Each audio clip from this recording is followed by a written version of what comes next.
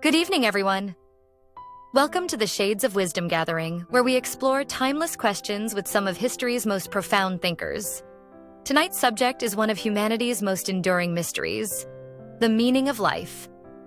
Each of our esteemed guests comes from a different era and perspective, promising an engaging discussion. Let's begin with introductions. Please share your name, the era you lived in, and your approach to tonight's topic. I am Jean-Paul Sartre, born in 1905, a proud existentialist from 20th century France. I reject the notion that life has any preordained meaning. Humanity is condemned to be free, and it is through our choices and actions that we define ourselves and find meaning. A daunting task, yes, but one that empowers us. I am Albert Camus, a contemporary of Sartre's, born in 1913. While I share his existential roots, I diverge in my view. Life is absurd. There is no inherent meaning. But this absurdity doesn't lead to despair. Instead, it invites rebellion.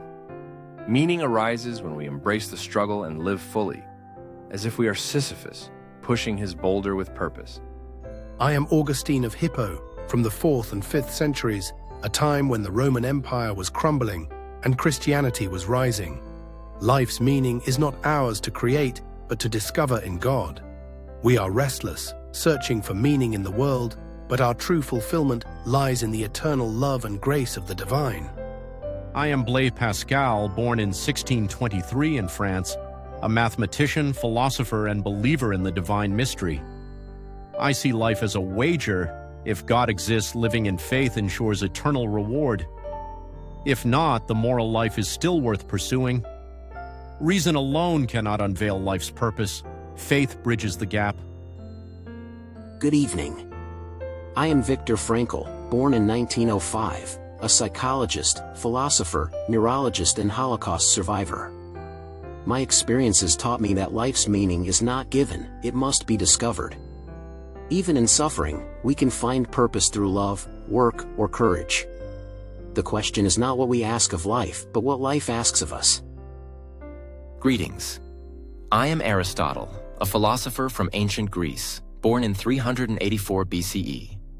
To me, the meaning of life is eudaimonia, flourishing. Humans achieve this through virtuous actions, rationality, and fulfilling their potential. Unlike my esteemed colleagues, I see no conflict between reason and purpose. They are intertwined. Thank you all for those introductions. Such a diverse set of views: freedom, absurdity, faith, suffering, and virtue. Let's start with a question. Is life's meaning inherent or created? Sartre, as the champion of radical freedom, would you like to begin? Gladly, life has no inherent meaning. We exist first. Existence precedes essence, and it is up to each of us to define our purpose. Those who cling to divine meaning abdicate their freedom, avoiding the responsibility of choice. But freedom without divine purpose leads to chaos. Our freedom, Sartre, is a gift from God, meant to guide us back to Him. Without this higher aim, our lives become restless wanderings, chasing fleeting pleasures. Restless wanderings, Augustine, are what make life beautiful. Meaning isn't given. It's found in our rebellion against the absurd. Why seek solace in an eternal answer when the struggle itself can bring fulfillment? Camus, rebellion alone is a gamble. Life without faith risks eternal loss. Consider the stakes. Even if the universe is indifferent, belief in God offers hope, stability, and moral grounding. Why risk the alternative? I see merit in both arguments, but I differ. Meaning emerges not from rebellion or faith alone, but from how we respond to life's challenges.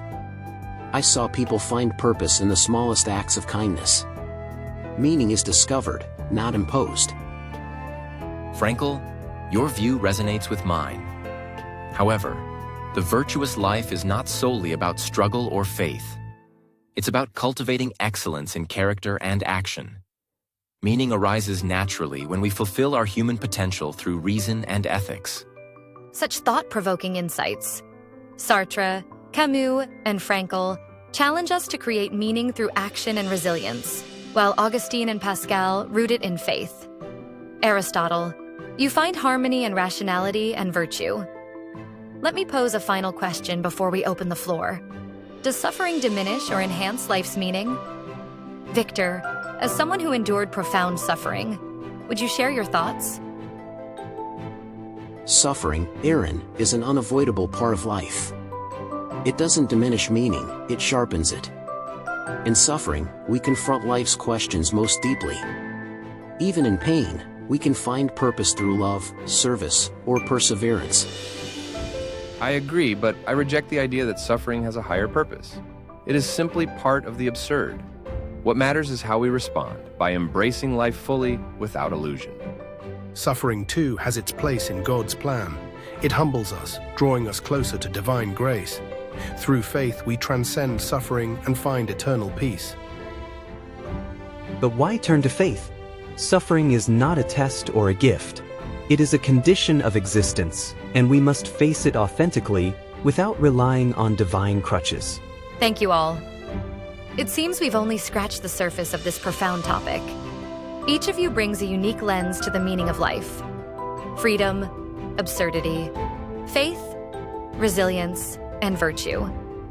To our audience, what do you think? Is life's meaning inherent, created, or discovered in the struggle? Thank you for joining us tonight at Shades of Wisdom. If you would like to be notified for our upcoming episodes, please subscribe. Until next time, good night.